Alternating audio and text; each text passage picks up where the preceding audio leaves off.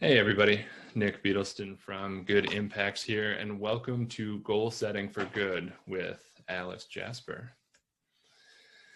This approach series webinar is presented by Good Impacts. We guide ethical entrepreneurs along their business journey.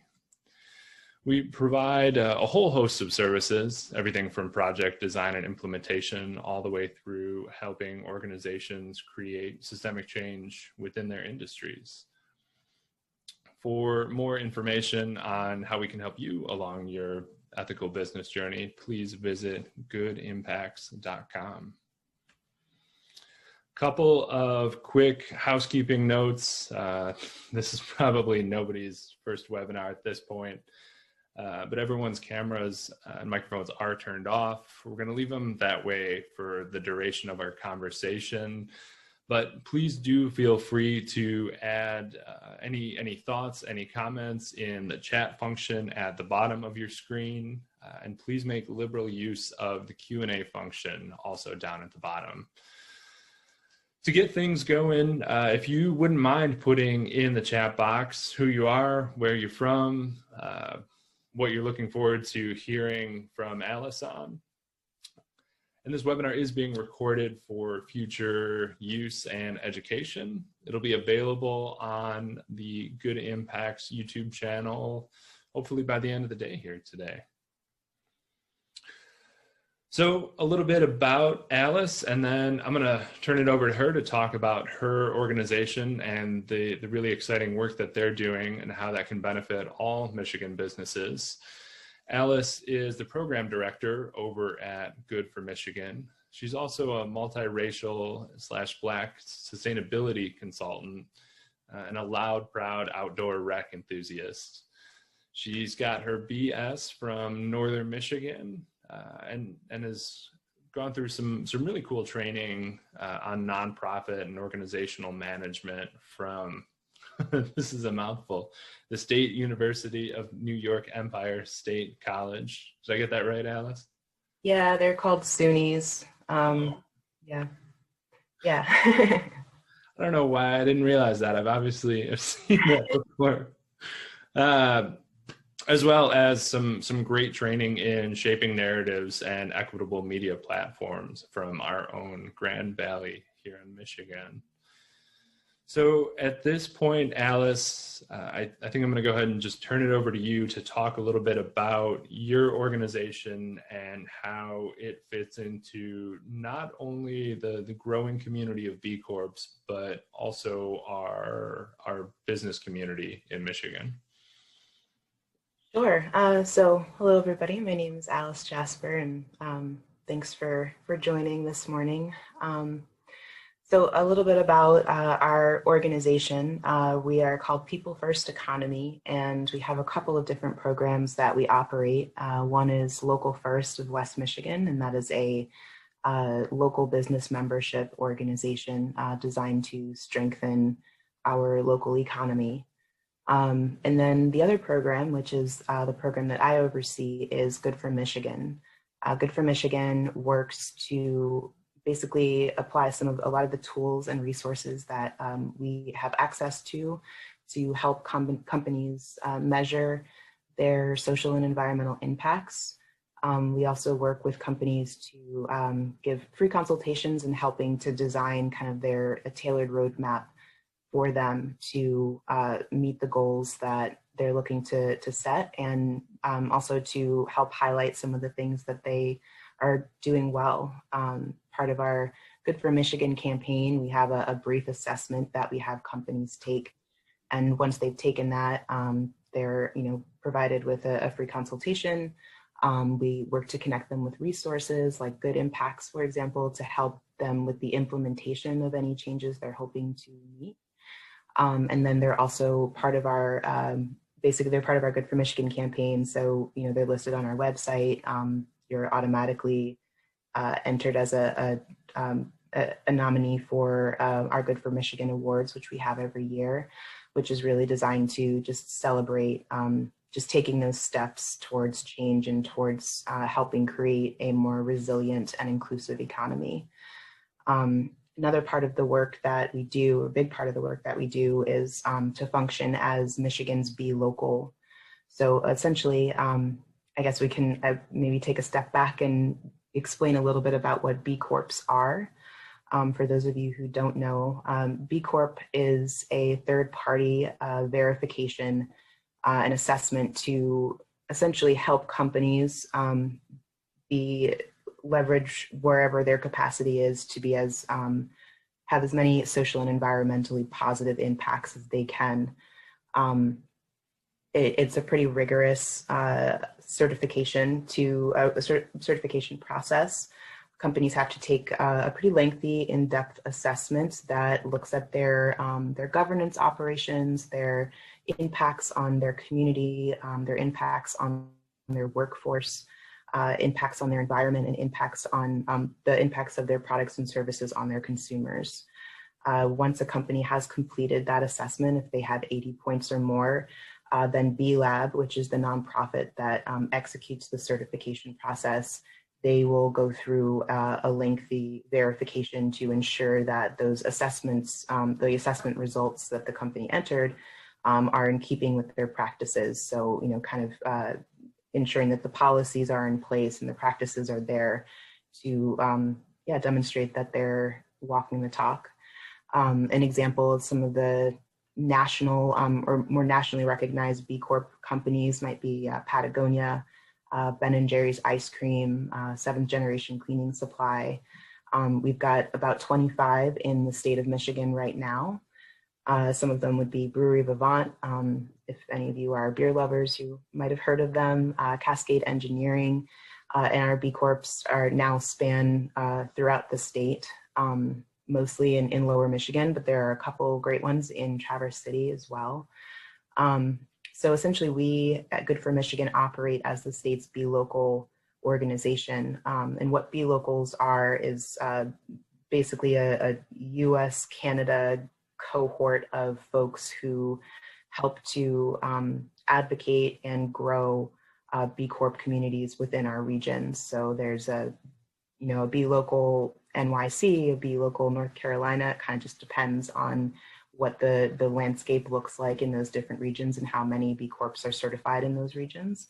And we serve as that sort of ambassador for B Locals in the state of Michigan, and have a really great partnership with B Lab and with the rest of the US, Canada B Local community to not only glean best practices and tools and resources from those communities so that we can tailor and apply them to our Michigan business communities here, but also act as kind of a liaison to collect feedback from businesses in our Michigan communities so that we can share that back towards to B Lab and help to improve the accessibility and the efficacy of the certification program. So that's kind of a broad overview. I don't know if I missed anything you wanted me to touch on, Nick, but. No, that was great, Alice.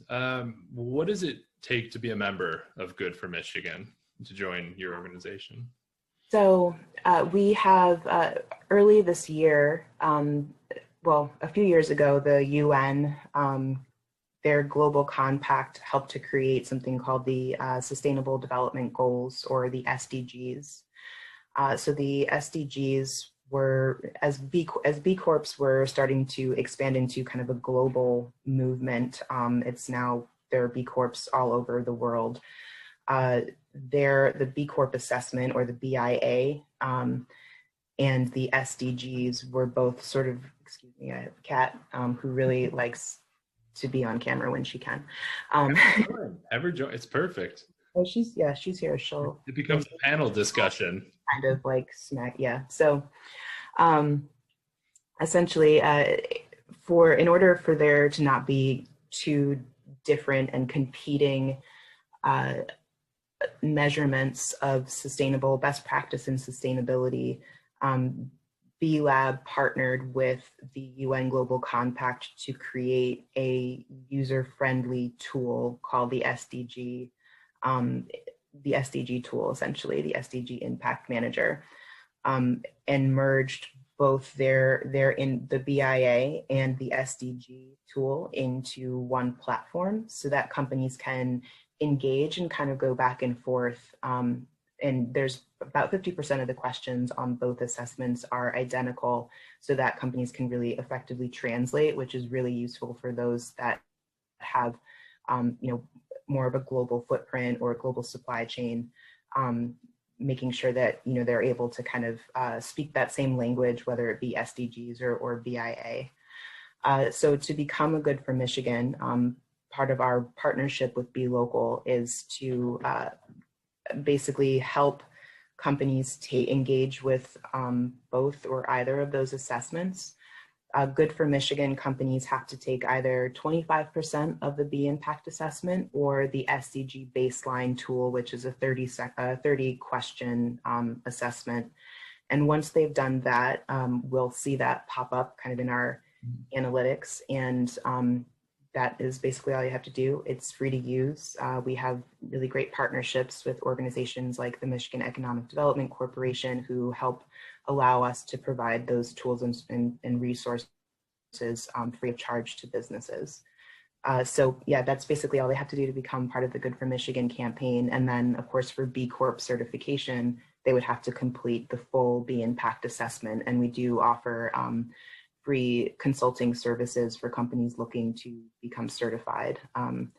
To my knowledge, and I could be wrong, but I think that I'm currently the only one in the state that's been trained by B Lab to help consult with the certification process. So not so much with the implementation of those steps that companies might need to change to become a B Corp, but we can help them take the assessment and then help to connect them, like I said, with resources like you, Nick, at Good Impacts, to help them really implement each step. So whether that be, making updates to your employee manual, or maybe you want to make updates to your operations and how that impacts your carbon footprint. We work with experts around the state and partner with them to help companies and basically create the path of least resistance for companies to become more sustainable, whether that be through B Corp certification or if they're just taking their first steps in kind of learning about sustainability and what that looks like for their company. So B Corp certification is a fantastic goal, and taking that concrete step rather of amending your governance documents to prioritize purpose along with profit. That's fantastic. But there are so many businesses who on the one hand want to do good, but aren't quite prepared for that, really big step forward. So when it comes to getting started, whether a business, has never really thought about the kinds of positive impacts they can be creating, or, maybe they do a volunteer day every year, or they have some sort of corporate giving program, when it comes to goal setting and benchmarking, where do people start? Yeah. So you can go to the B Corp website to engage with either assessments. You can also go, if you go to goodfor.org, and I can plug that into the chat. If you take the assessment through our website, you'll automatically be prompted into choosing whether or not you want to share your data with Good for Michigan Be Local network. What that means is, we never share anybody's data publicly. We're not going to say like this business doesn't recycle, but the only time we do share data publicly is an aggregate of 10 businesses or more, and that's more to just kind of show a collective impact of a business community. The cool thing about the assessment itself, both the BIA and the SDGs, is when a company fills out their initial profile information, product and service, their annual revenue, how many employees they have, et cetera. There are over 70 tracks for the assessment, which means that each company is going to have kind of its own tailored assessment questions. So basically, if you're a large manufacturer, you're going to have different opportunities to have environmental impacts than if you are, a consultant who works out of your home office. And so it'll really look at the ways based on your own business model and its footprint, where there's most opportunities for you to be more socially impactful based on the capacity of your company, most environmentally impactful, and so on. Our partnership with B-Lab allows us to kind of see the back-end analytics of everybody's assessment so that we can really help create an impact report for those companies and provide sort of a tailored roadmap for the ways that their company's business model can be most impactful with regards to sustainability. So taking a step back, taking a step up, maybe a 30,000 foot view, why is this sort of benchmarking important for businesses? Yeah, I mean, the simple answer is you can't manage it if you're not measuring it, right? But I mean, a lot of the, we're often asked, what's the business case? I think some companies, and again, depending on a business, what a company does and their footprint, charitable donations or volunteer time might be the most impactful way for them to affect their community. But it doesn't necessarily stop there.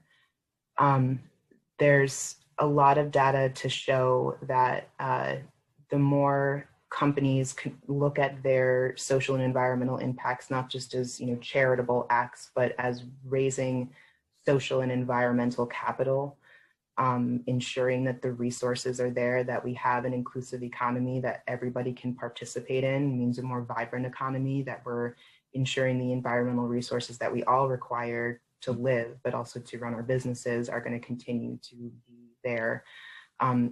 Those companies are more resilient. In the 2008 recession, there's a lot of data that shows that companies were more resilient and even continued to grow because of those, that sort of holistic approach to what is capital. It's not, it is financial, but it's not only financial. We're also seeing that the conscious consumer index, so essentially folks who are seeing what businesses are doing, there's more and more transparency, whether companies like it or not. Everybody's got, a smartphone in their hands and can do a quick Google research. People are really wanting to vote with their dollars, or essentially align their spending practices with companies that they feel align with their values. Particularly in COVID, since COVID has started, there's been a significant uptick in folks who are conscious consumers, who are looking at a company's practices.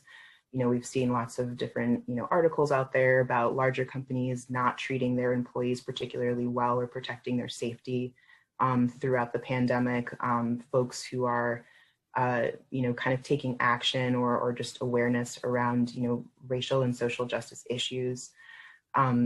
People are looking for companies that are really leaning into that work and are transparent about the work that they're doing, even if they're not doing everything yet, but just taking those first steps to kind of look inward and figure out how to evolve and have more positive, sustainable impacts. So as the business case goes, this is a growing movement of people who are conscious consumers. And because I think a lot of the fact that people are voting with their dollar, their businesses are more successful when a consumer feels like they spend $1 with that company, and it's going to go much further to affect more holistic change than if it's just going to go into the pocket of one, very wealthy CEO.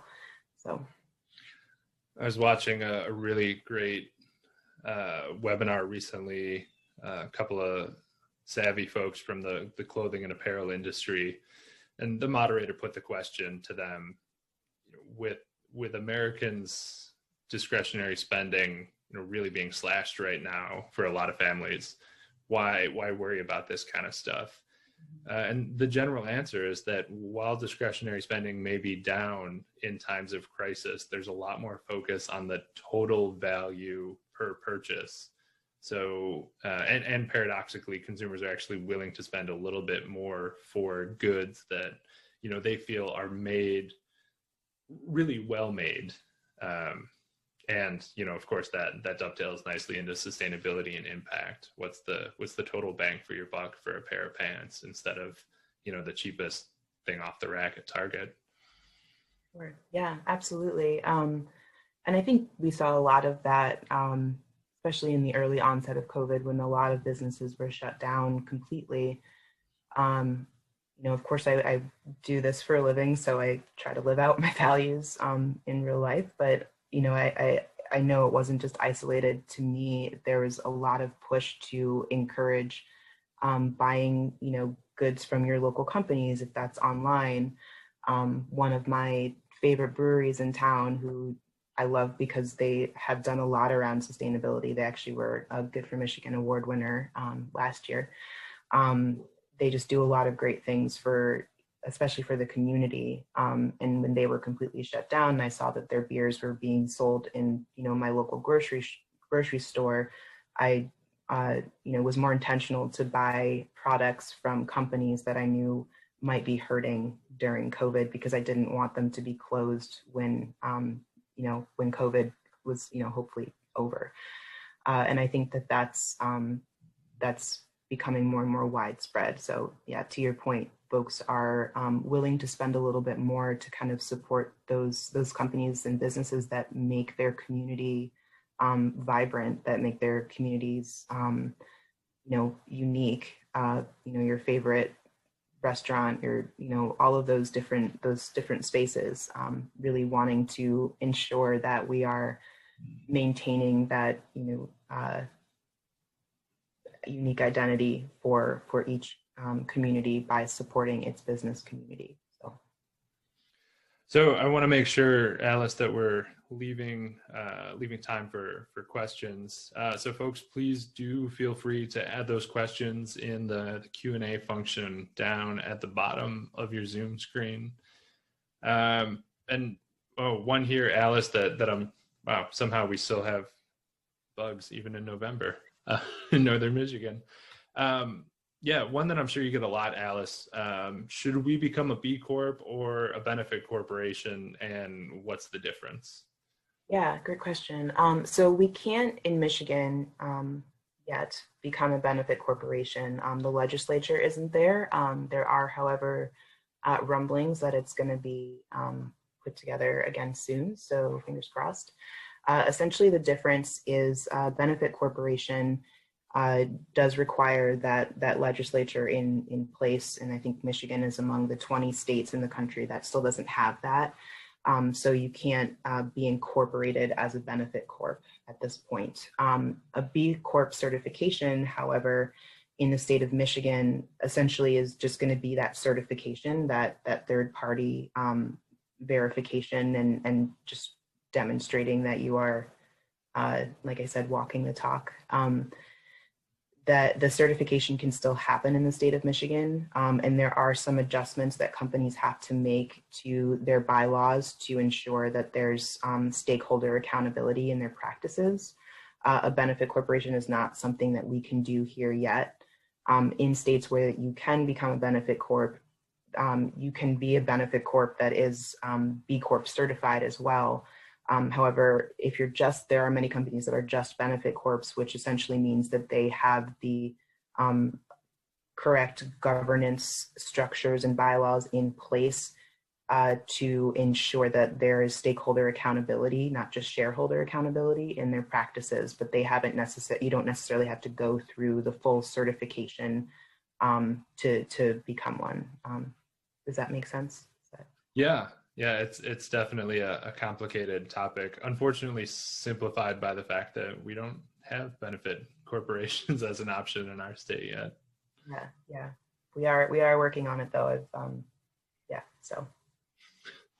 Another question that you probably get a lot.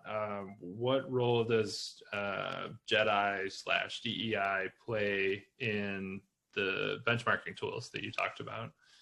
Yeah, a significant role. So the BIA itself is, like I said, broken down into those 5 categories of environment, governance, impact on customers, community, and workforce. And so within, and similar, the SDGs are broken down into 17 different goals, which each have their own series of questions. But even in the baseline, which is what you have to take first within the SDGs to access those other assessments, both of those assessment platforms incorporate things around hiring practices and policy, and looking at, inclusion and accessibility within those policies, donation, volunteer hours, ensuring that there is an inclusive and accessible workplace culture, ensuring that, are you hiring locally if you can, looking at, a multitude of things that are really important for, social justice and social and building social capital, which really means investing to ensure that everybody can participate in our economy, particularly folks who have, historically and systemically not been able to prosper from our economy in the past. So people of color, businesses that are, veteran owned, women owned.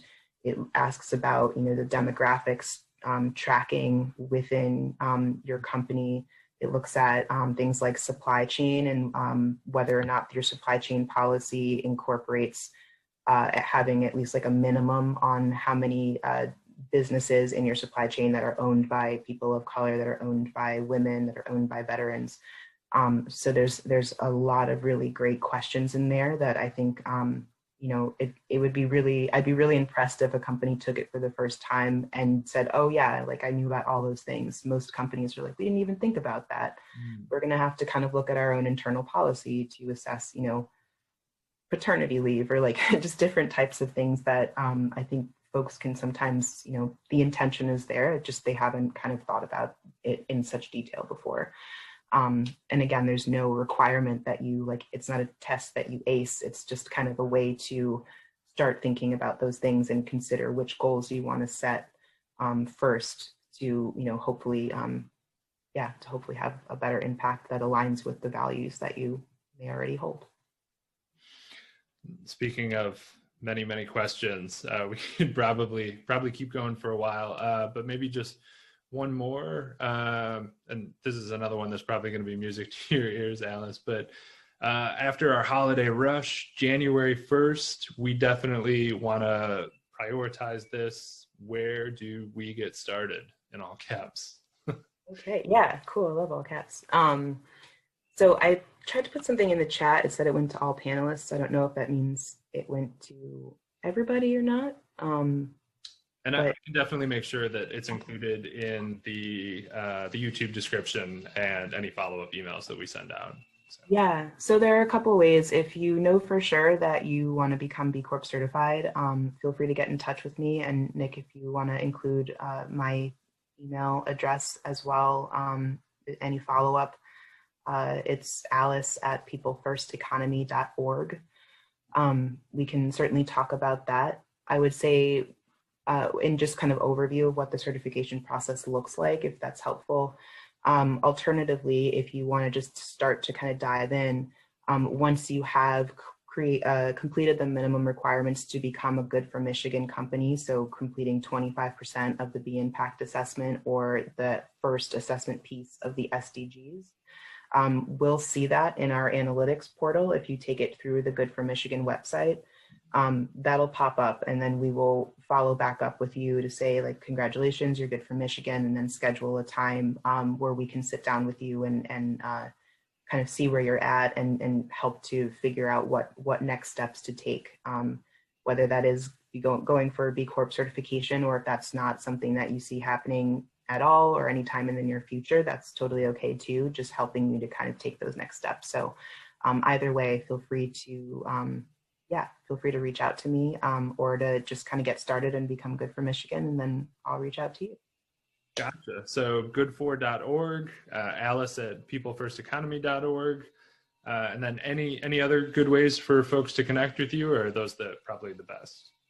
Yeah, I mean, you can follow us, Good for Michigan, on LinkedIn, Instagram, Facebook, all those fun platforms. Or just connect with us in any of those ways, and be happy to work with you. Excellent. Similarly, a couple of good ways to stay connected with Good Impacts. Please certainly visit and subscribe to our YouTube channel. Like I mentioned, Alice's fantastic conversation today is going to be available by the end of the day. And we've also got quite a few good webinars at this point with other mission-driven business experts and ethical entrepreneurs. Certainly reach out and send any thoughts or feedback on this webinar, particularly if it's good feedback, because, hey, it's Friday and we can all use that. And then feel free to drop me a line anytime, nick@goodimpacts.com. Anything else, Alice, that we should say before we call it a day, before we call it a week? Just don't let perfection be the enemy of good. We have a lot of companies who feel like, well, we're not doing those things, so we shouldn't engage, and that's we're not celebrating perfection. We're celebrating taking those steps and the intentionality and aligning the intentionality with practice. So yeah, other than that, thanks for having me. I could not say it any better. All right. Thanks, everybody.